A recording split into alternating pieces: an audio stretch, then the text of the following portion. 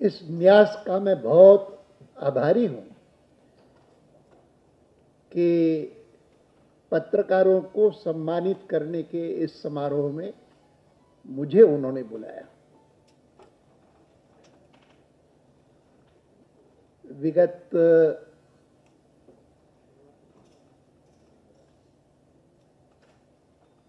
1951 से लेकर के मैं राजनीति में सक्रिय हूं और राजनीति में के द्वारा देश का जितना कार्य कर सकता हूं वो करते हुए 40-41 वर्षों से मैं सांसद के रूप में कार्य कर रहा हूं। लेकिन कुछ ही दिन पहले जब हिंदुस्तान समाचार के एक और वरिष्ठ साथी जिनका स्वर्गवास हुआ, उनके कार्यक्रम में बोलते हुए मैंने कहा था, बालेश्वर जी अग्रवाल के कार्यक्रम में मैंने कहा कि राजनीति में आने से भी पहले मैं पत्रकार था और पत्रकार के रूप में मैंने पहला दायित्व कोई ऑर्गेनाइजर में नहीं संभाला, लेकिन पत्रकार के रूप में विभाजन के तुरंत बाद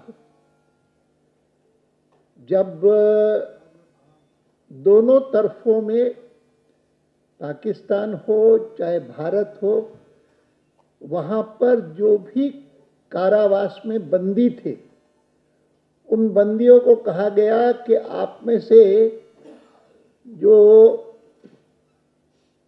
कराची के कारावास में है या लाहौर के कारावास में है या क्वेटा के कारावास में है हिंदू, वो अगर भारत जाना चाहें तो आप भारत जा सकते हैं। और जो यहां पर थे अलग अलग कारावासों में जो मुस्लिम थे, उनको कहा गया कि अगर आप पाकिस्तान जाना चाहें तो आप पाकिस्तान जा सकते हैं। और तब एक पहला जो कार्यक्रम हुआ था उसको उन्होंने नाम दिया था exchange of prisoners between India and Pakistan. और मैं क्योंकि उन दिनों में राष्ट्रीय स्वयंसेवक संघ का प्रचारक था और कराची के कारावास में हमारे 20 स्वयंसेवक और कराची नगर के हमारे संघ चालक वे बंदी थे, तो उस एक्सचेंज ऑफ प्रिजनर्स के कार्यक्रम में जाने के लिए मुझे कहा गया कि आप फिरोजपुर जाओ और जाकर के हमारे बंदियों को वहां से ले करके आओ। मैं इस बात का उल्लेख इसलिए कर रहा हूं क्योंकि मैंने जैसे पहले कहा कि मेरी पत्रकारिता ऑर्गेनाइजर से नहीं शुरू हुई। मेरी पत्रकारिता उस कार्यक्रम को कवर करने के लिए या कवर करने के बहाने हिंदुस्तान समाचार के प्रतिनिधि के रूप में शुरू हुई। और आज का यह जो कार्यक्रम है वह प्रमुखतः हिंदुस्तान समाचार से जुड़ा हुआ है और मैं उनमें से हूं कि जिन्होंने हिंदुस्तान समाचार के जन्म से लेकर के, वो चाहे दादा साहब आप्टे हों, चाहे बापूराव लेले हों, चाहे बालेश्वर जी अग्रवाल हों, चाहे उसके बाद जब उसका पुनर्जन्म हुआ तो श्रीकांत जी जोशी हों, सबसे मेरा परिचय रहा है, सबसे निकटता रही है। और आज जब श्याम जी को और देवेंद्र रावत जी को और अमृत जोशी जी को और निवेदिता जो नहीं आ सकी, उन सबको सम्मानित किया गया। मुझे आपने बुलाया, मैं बहुत बहुत आभारी हूं और बहुत प्रसन्न हूं, क्योंकि मैं मानता हूं कि या तो मैं जो आज कार्य कर रहा हूं राजनीतिक क्षेत्र में, जो भी दायित्व मिले उसके माध्यम से भारतीय जनता पार्टी के एक कार्यकर्ता के रूप में, या फिर पत्रकार के रूप में जो कुछ राष्ट्र के लिए किया जा सकता है, बहुत कम ऐसे और व्यवसाय होंगे जिसमें उतना कुछ किया जा सकता हो। मैं स्मरण करता हूं कि मैं राष्ट्रीय स्वयंसेवक संघ का स्वयंसेवक बना जब मेरी आयु 14 साल की थी। 15 साल होगा, 14 साल होगा, 42 की बात है।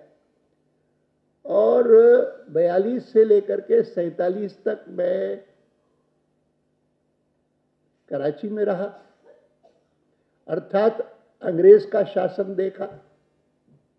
अंग्रेज का शासन तो मैं कह सकता हूं मैंने 20 साल देखा। 27 में जन्म हुआ, 47 तक देखा। और आज भी स्मरण करता हूं तो ध्यान आता है कि कैसी कैसी विचित्र बातें होती थी उन दिनों में।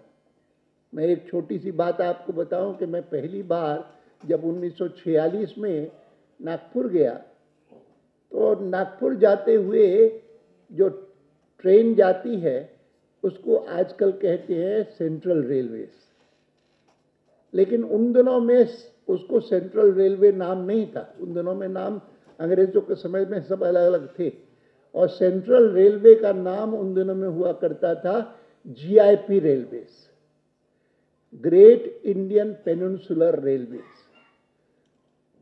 लेकिन मुझे उस ट्रेन से यात्रा करते हुए यह देख करके आश्चर्य हुआ कि वहां पर जितनी वस्तुएं थीं कंपार्टमेंट्स में, वो चाहे नलके थे, चाहे टॉयलेट में अगर कोई आईना लगा हुआ है तो आईना था, चाहे अगर कोई सीट पर कोई गद्दे हैं वो कुशन्स हैं, सब पर जीआईपी नहीं लिखा था, सब पर लिखा हुआ था स्टोलन फ्रॉम द जीआईपी।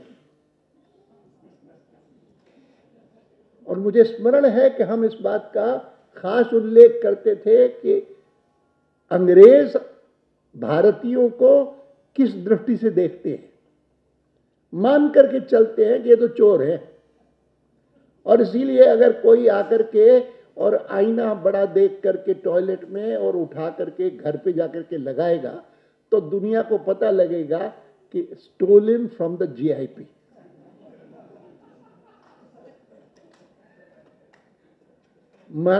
मनस्थिति है एक शासक की, विदेशी शासक की। और तब मन में सचमुच स्वाभाविक रूप से ये तड़प होती थी, इच्छा होती थी कि भारत मुक्त कब होगा। ये बात अलग है कि हमारे लिए तो जब भारत की मुक्ति आई तो उसके साथ साथ देश का विभाजन भी आया। और इसीलिए मुझे उस दिन का याद है, 15 अगस्त 1947 का। पूरे 10 दिन पहले 5 अगस्त 1947 को कराची में राष्ट्रीय स्वयंसेवक संघ की एक बहुत बड़ी रैली हुई थी जिसमें श्री गुरुजी आए थे, बहुत बड़ी थी। और सिंध में हिंदुओं की जनसंख्या कोई बहुत अधिक नहीं थी, लेकिन तो भी मुझे स्मरण है कि आखिर के महीनों में बैठकर एक बार हमने अंदाजा लगाया था कि प्रतिदिन शाखाओं की उपस्थिति कितनी है। तो सिंध की शाखाओं में, जिस सिंध में कुल मिलाकर के हिंदुओं की जनसंख्या 11-12 लाख थी, 11 लाख या 12 लाख, 11-12 लाख क्या होता है, करोलवा की कितनी होगी पता नहीं यहाँ पर, हाँ। और वो 11-12 लाख की पॉपुलेशन में प्रतिदिन की शाखाओं की दैनिक उपस्थिति 20,000 थी। और ऐसे स्थान पर जब वो आखिरी जो सभा हुई थी जिसमें श्री गुरुजी आए थे और जिसमें सब स्वयंसेवक गणवेश में थे, गणवेश में रूट मार्च भी निकला था, क्या भव्य दृश्य था। मैं इस बात का उल्लेख इसलिए कर रहा हूं क्योंकि पत्रकार के नाते मैं कल्पना कर सकता हूं कि एक एक घटना जो पिछले समझो, मैं अगर 27 की गिनती करूं तो 27 से लेकर के आज तक की इतने सालों में, 86 सालों में जितनी प्रमुख घटनाएं हुई हैं, उनको प्रत्यक्षदर्शी के नाते देख करके अगर आज भी लिखना हो तो लिखना, तो ये पत्रकार के लिए एडवांटेज है, बहुत बड़ा एडवांटेज है। और उस एडवांटेज के सहारे सब समझना, जितना कुछ समझा जा सकता है, बहुत बड़ा एडवांटेज है। और इसीलिए पत्रकारों का जब हम सम्मान करते हैं तो किसी ने जिक्र भी किया कि लोकतंत्र में और लोकतंत्र को सजीव और ज्वलंत बनाने के लिए उनकी कितनी महत्वपूर्ण भूमिका है, इसका अंदाजा लग सकता है। मैं कई बार याद करता हूं जब आपातकाल को, और मैं कहता हूं कि आपातकाल में अगर सबसे अधिक लोग जो प्रभावित हुए, सबसे अधिक आपातकाल के कारण, वो या तो राजनीतिक कार्यकर्ता थे या फिर पत्रकार थे या फिर जो लोग कानून से जुड़े हुए हैं, वो चाहे न्यायाधीश हों चाहे वकील हों, वो थे। ये सब प्रभावित हुए। और मैं मानता हूं कि सबसे अधिक भूमिका उस काल में वह जो कानून से जुड़े हुए लोग थे, वो खास करके न्यायाधीश हाई कोर्ट्स की, उनकी उत्तम भूमिका थी। राजनीतिक क्षेत्र में काम करने वालों की भूमिका इतनी उत्तम नहीं थी, सिवाय संघ परिवार से जुड़े हुए लोग, वो चाहे संघ परिवार के काम जुड़े हुए थे या जनसंघ के साथ जुड़े हुए थे। तीसरा वर्ग जो था, उनके बारे में मुझे क्या हुआ कि जब इमरजेंसी पूरी हुई और मैं सूचना प्रसारण मंत्री बना, तो सबसे पहली मेरी मुलाकात जनरल पत्रकारों से सबसे हुई, जिन्होंने मिले जब मुझे यहाँ के जो है अपना, हाँ नहीं, शास्त्री भवन में नहीं थी, शास्त्री भवन में तो हमारा कार्यालय था, मैं मंत्री था। लेकिन ये जो इसके अपने विठल भाई पटेल भवन के सामने जो है ना एक, हाँ नहीं, कॉन्स्टिट्यूशन क्लब नहीं, आईएनएस। तो वहां पर बहुत सारी संख्या में पत्रकार आए थे और सबने अपनी अपनी आकर के शिकायतें की कि हमारे साथ कैसा ज्यादती हुई, कैसा अन्याय हुआ, और कहा कि हम आपका एक्रेडिटेशन खत्म कर देंगे, आपको जो मकान अलॉटेड है वो खत्म कर देंगे अगर आपने खिलाफ लिखा है इमरजेंसी के, इत्यादि इत्यादि। मैंने कहा देखो, मैं आपसे ज्यादा अपेक्षा नहीं करता हूं, मैं सांसदों से और राजनीतिक क्षेत्र में जो कार्यकर्ता है उनसे ज्यादा अपेक्षा करता हूं। लेकिन मुझे शिकायत अगर पत्रकारों के बारे में है तो ये है कि जब सरकार आपसे केवल इतनी अपेक्षा करती थी कि आप झुक करके चले, आप में से कई सारे तो रेंगने लग गए। मैंने अंग्रेजी में कहा था, मैंने कहा when the government expected you only to bend, you are willing to crawl. This is my complaint. और इसीलिए मैंने उसी समय कहा, मैंने कहा कि कभी कभी लगता है कि सरकार इन दिनों में कभी कभी सोचती है कि दुनिया भर में भी हमारी बदनामी हो रही है, इसीलिए आपातकाल खत्म किया जाए तो अच्छा है। मैं कहूंगा कि आपातकाल खत्म करें कि न करें, ये जो 3 वर्ग हैं, जिन तीनों वर्गों को उन्होंने विशेष रूप से अपना टारगेट बना करके परेशान किया है, इनमें से अगर किसी को पूरी छूट और मुक्ति देनी है अपने अपने काम के हिसाब से कार्य करने की अगर पत्रकारों को दे देना तो सब ठीक हो जाएगा। राजनीतिक कार्यकर्ताओं को रखे जेल में जितने साल रखना है, कोई बात नहीं।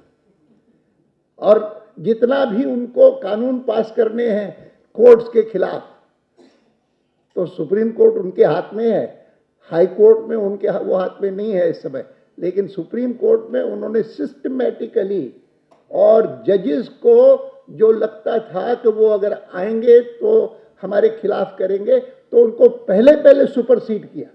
जो 4 प्रमुख सुप्रीम कोर्ट के जजेस सुपरसीड हुए थे, नाम सबको पता है, ग्रोवर भी थे, वो भी थे, हेगड़े भी थे, ये सब जो हुए वो उसी हिसाब से हुए थे, क्योंकि उस समय प्रधानमंत्री के खिलाफ जो केस चल रहा था, तो उनके कल्पना थी कि अगर वो प्रधानमंत्री के खिलाफ केस मानो सुप्रीम कोर्ट तक जाकर के भी नहीं बचता, अभी तो हाई कोर्ट में होगा, हाई कोर्ट में तो हो ही गया उनके खिलाफ निर्णय।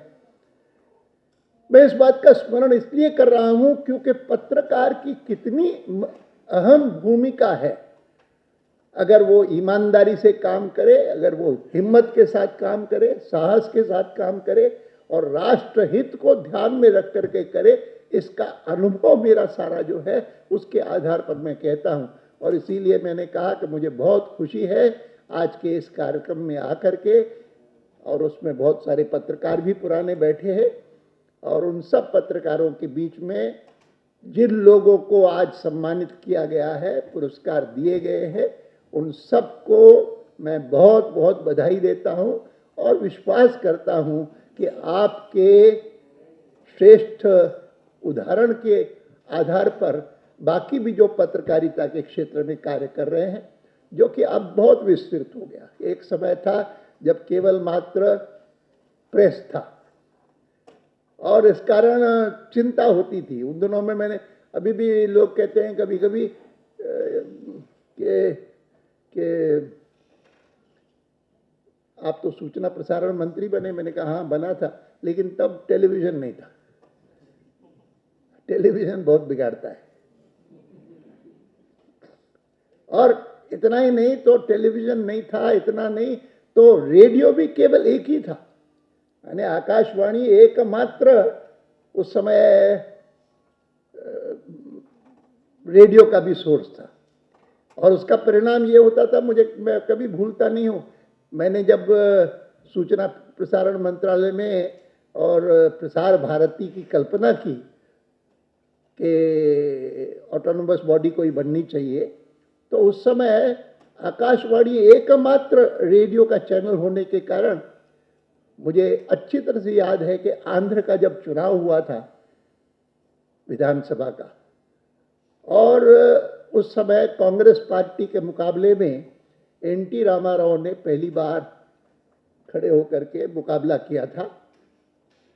तो चुनाव 1.5 महीना कैंपेन चला, चुनाव हुआ, परिणाम आए और एनटी रामाराव का नाम आकाशवाणी के न्यूज़ रिपोर्टिंग में पहली बार उस दिन उल्लिखित हुआ जिस दिन वो चुन करके आए और जीत करके मुख्यमंत्री बने। उस दिन पहली बार उनका नाम आया, नहीं तो पूरे कैंपेन में कभी एनटी रामाराव का नाम आकाशवाणी ने लिया भी नहीं करी। ये तो स्थिति थी। और ऐसी स्थिति से अब तो स्थिति बिल्कुल दूसरी हो गई है, लेकिन फिर भी पत्रकारों की बहुत बड़ी जवाबदारी है। उस जवाबदारी को आज जिनको हमने सम्मानित किया है, उनके उदाहरण को देख करके बाकी लोग भी उसका अनुसरण करें तो बहुत अच्छा होगा, देश का बहुत भला होगा, लोकतंत्र का भला होगा और देशभक्त लोगों के मन में बहुत खुशी होगी। बहुत बहुत बधाई, बहुत बहुत धन्यवाद।